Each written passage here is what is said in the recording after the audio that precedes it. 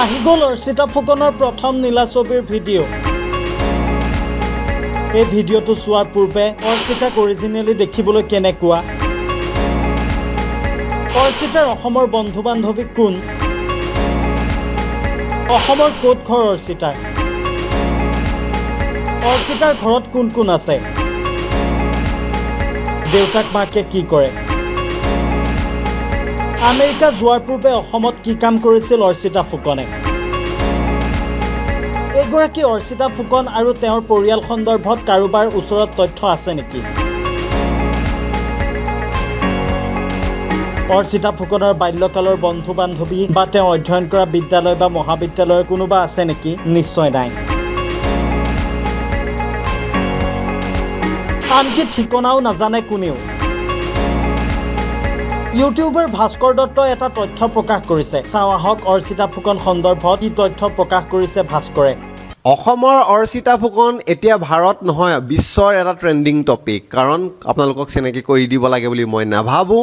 আৰু শিৱসাগৰত ঘৰ তেখেতে যিহেতু কৈছে, আৰু ময়ো শিৱসাগৰ বোলো আপোনালোকক তেখেতৰ আচল ঘৰখন আজি আপোনালোকক দেখুৱাওঁ ব'লক। ফোনৰ জৰিয়তে ইণ্টাৰনেটত মানে অনলাইন আমি চেক কৰিবলৈ চেষ্টা কৰোঁ ব'লক।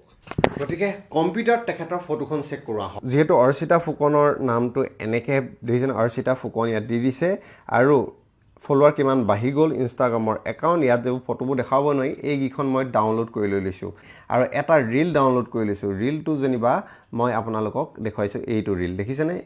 এই ৰীলটো, এইটো ৰীল মই ইয়াত এনেকৈ ডাউনলোড কৰি ল'লোঁ আৰু ফটো এখন ডাউনলোড কৰি লৈছোঁ, এইটো একাউণ্ট আৰু এইখন ফটো, বুজিলেনে? ঠিক তেনেধৰণে এই ব্লু পিনা ফটোখন, এইখন ফটো, ঠিক তেনেধৰণে এইখন ফটো হৈছে তেখেতৰ এইখন ফটো, মই যিটো এনেকৈ কৰি দিলে লাইক এইটো আহি যায়।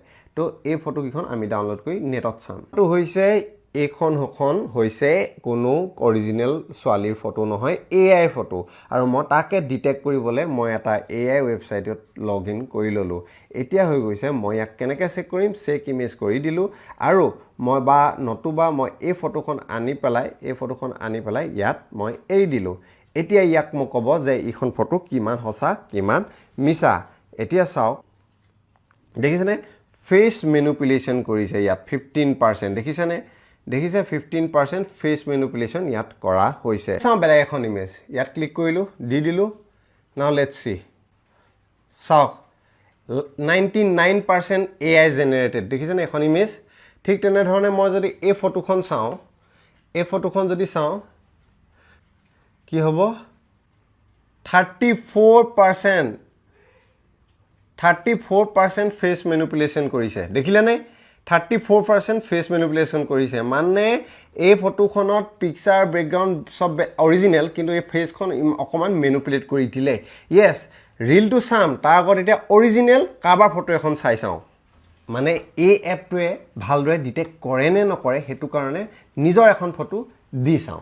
এতিয়া মই দি চাওঁ এইখন ফটো দি চাওঁ, কাৰণ এইখনে যিখন ৰুদ্ৰ প্ৰিমিয়াৰত লোৱা হৈছিল, তো কি ডিটেক্ট কৰে, অৰিজিনেল ডিটেক্ট কৰে নে নকৰে, মই চাবলৈ এইখন দি দিলোঁ। দেখিলেনে? এতিয়া লেটছ চি যে এই ফটোখন কি হয়। মেবি 1% হ'ব পাৰে ভুল, য়েছ 1% হ'ব পাৰে, কিন্তু মেজৰিটি ৰিয়েলি হৈ গৈছে। ফেচ মেনুপুলেশ্যন এটলিষ্ট নাই কৰা।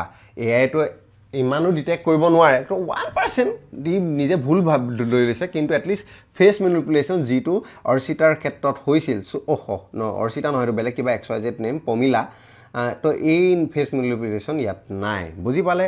তো ডেট মিনছ আধাৰ কাৰ্ড বা বেলেগ আইডেণ্টিটি প্ৰুফ লৈ পেলাই মেটা বা ফেচবুক বা ইনষ্টাগ্ৰামে ব্লুটিক তেখেতক ভেৰিফাই কৰি পেলাই দি থৈ দিছে। ডেট মিনছ ইয়াত ৰিয়েলিটি সোমাই আছে।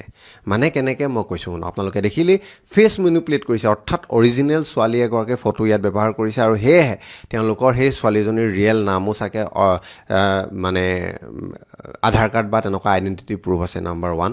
আৰু নতুবা এনেকুৱা কৰিব পাৰে, আগতে ধৰি লওক কিবা এটা নাম যদি ABC বোলে পানেশৈ, ছাপ'জ ফৰ এক্সাম্পল, সেই নামটো আধাৰ কাৰ্ড পান কাৰ্ড দি পেলাই এপ্ৰুভ কৰাই ল'লে, ব্লুটিক কৰাই ল'লে, তাৰপিছত তেওঁলোকে এই নামটো সলনি কৰি বেলেগ কাম কৰি থাকিব পাৰে। ফটো বেলেগ ক'ৰবাৰ ছোৱালী এজনী আনি ক'ৰবাৰ বেলেগ দেশৰ ছোৱালী এজনী আনিও ব্যৱহাৰ কৰি মেনুপুলেট কৰি থাকিব পাৰে, কিন্তু ইয়াৰ আগৰ ব্লুটিক পোৱা আগলৈকে অৰিজিনেলিটিটো থাকিব পাৰে। এতিয়া যাম ৰিলৰ ক্ষেত্ৰত য়েছ দিছ ৰিল এইটো একদম ধামাকা কৰি দিছে একদম ফলোৱাৰ বঢ়াই দিছে দেখিছেনে মই যাব লাগিব তো মই লৈছিলোঁ স্ক্ৰীনশ্বট নিউ ফল্ডাৰ এই ৰিলটো মই ইয়াক আপলোড কৰি দিছোঁ নাও লেটছ চি কি ডিটেক্ট কৰে আমাৰ শুনজনীক নাও স্কেন কৰি আছে okay media cannot B detected it is adult content বোলে আচলতে এডাল্ট কণ্টেণ্ট কাৰণে ইয়াত ডিছপ্লে নহয় ন' ডিফেক্ট ডিটেক্টেড বাট ইয়াত তলত লিখা আছে কি লিখিছে এভাটাৰিফি মানে ন' ডিফেক্ট ডিটেকশ্যন 22% তেওঁলোকে এইটো কৰিছে এই মানে কি মোৰ প্ৰনাউন্সিয়েশ্যন হয়তো ভুল হ'ব পাৰে এইটো মানে হৈছে যে bring Euro photos to life মানে ফেক ফটো এখন তেখেতলোকে বনাই তাক ভিডিঅ'লৈ কনভাৰ্ট কৰি দিছে য়েছ বুজি পালে এয়াও মোৰ আচল ঘৰ নহয় কিন্তু একেবাৰে আচল বুলিও ক'ব পাৰে কিন্তু সেয়া আচল নহয় মানে AI টেকন'লজি ব্যৱহাৰ কৰিলে আচলতে এই ভিডিঅ'টো মেইন কৰা কাৰণটো এইটো হৈছে যে AI টেকন'লজিয়ে আমাক কিমান গৃহকণ্ডল বা ভয়ংকৰ ৰূপ ল'ব পাৰে চাওক আপোনাৰ মোৰ লগতে আপোনাৰ সন্তানৰ ফটোখন ব্যৱহাৰ কৰি ঘৰত গৃহকণ্ডলৰ সৃষ্টি কৰি দিব পাৰে কাৰোবাক বদনাম কৰি দিব পাৰে চাওক এই প্ৰত্যেকটো বস্তু ভাল বেয়া দিশৰ নিচিনাকৈ AIও এয়া এটা বৃহৎ বেয়া দিশ আৰু ভাল লাগিছে যে নিৰ্লজ্জ কাম কৰি পেলাই এটলিষ্ট গোটেই ভাৰতত কোনেও নকৰা কাম এটা আমাৰ সেই উজনিৰ পৰিচয় যিহেতু দিছে দি পেলাই তেখেতলোকে এই কামটো কৰি পেলাই যে এটলিষ্ট মিলিয়ন ফলোৱাৰ্ছ লৈছে য'ত নেকি কাৰিপক্ষী কিমান হাজাৰ আছিলে এতিয়া প্ৰায় 1 মিলিয়ন ইনষ্টাগ্ৰাম ফলোৱাৰ কৰি তুলিলে গতিকে এই দিমাগবোৰ যদি আৰু ভাল কামত ব্যৱহাৰ কৰে তেতিয়া চাগে হয়তো আমাৰ ৰাজ্যখনো উন্নতি হ'ব কিন্তু শিৱসাগৰৰ হয় নহয় মই যিহেতু বেলেগ এখন ঠাই বুলিহে গম পাইছোঁ গতিকে শিৱসাগৰৰ নামখন যদি এনেইতে মিছাতে লৈছে কিন্তু বেয়া কৰিছে যিকোনো ঠাই এখন বদনাম নকৰিব য'ত ঘৰ আৰু সেইটো কৰিব লাগে আৰু কথাটো হৈছে ভিডিঅ'টো যিমান পাৰে শ্বেয়াৰ কৰি দিয়ক ইয়াৰ পৰা সাৱধান ধন্যবাদ এতিয়া আপুনি নিশ্চয় বুজি পাইছে যে অৰ্চিতা ফুকন এটা AI তথা কৃত্ৰিম বুদ্ধিমত্তাৰ দ্বাৰা সৃষ্টি এটা চৰিত্ৰহে দুষ্ট চক্ৰ AI দ্বাৰা সৃষ্টি এই যুৱতীগৰাকীৰ ফটো ব্যৱহাৰ কৰি মানুহক ভুল পথত নিব বিচাৰিছিল ফটোখনক অৰ্চিতা ফুকন নাম দি এগৰাকী আমেৰিকাৰ পৰ্ণ ষ্টাৰৰ ফটোৰ সৈতে লগাই প্ৰচাৰ কৰিছিল দুষ্ট চক্ৰটোৱে ইতিমধ্যে কেইবাজনকো জালত পেলাব বিচাৰিছিল আনকি সামাজিক মাধ্যমত এটা এপ খুলি AI দ্বাৰা সৃষ্টি কৰা ভিডিঅ' ইমান নিখুঁতভাৱে প্ৰস্তুত কৰিছে যেন সঁচা নে মিছা ভিডিঅ' ধৰিবই নোৱাৰি সেই ভিডিঅ' দেখুৱাবলৈ এপটোত 3000 টকা ধাৰ্য কৰিছিল অৰ্চিতাৰ ভিডিঅ' এনেদৰে প্ৰস্তুত কৰা হৈছে যাতে সাধাৰণ কোনো লোকে ধৰিবই নোৱাৰে তাৰে সুযোগ ল'বলৈ দুষ্ট চক্ৰই এপছ খুলি লৈছে